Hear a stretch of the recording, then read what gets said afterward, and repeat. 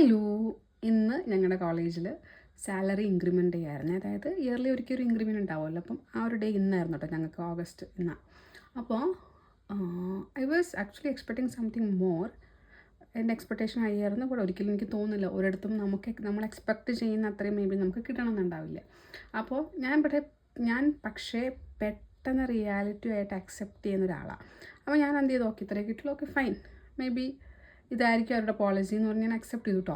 But then of course salary increment വരുമ്പോൾ നമുക്കൊരു organisation എംപ്ലോയീസിൻ്റെ ഇടയ്ക്ക് ഒരു ഡിസ്കഷൻ വരുമല്ലോ. ആ ഡിസ്കഷൻ കഴിഞ്ഞപ്പോൾ I feel so negative actually.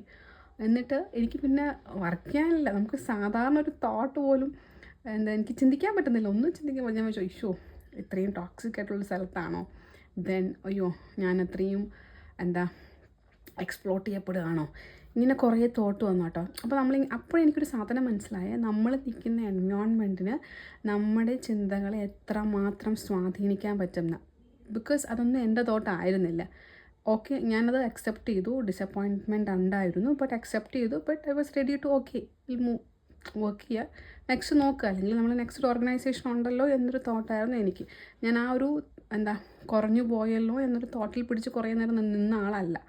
But the environment force me to think, and think ചെയ്യാൻ മാത്രമല്ല, made me actually full negative. പിന്നെ ഞാൻ കുറച്ച് നേരം ഡിസ്ട്രാക്ട് ചെയ്യാൻ വേണ്ടി ഇൻസ്റ്റ കണ്ടു, പാട്ട് കേട്ടു. Because I don't want to go through that thought.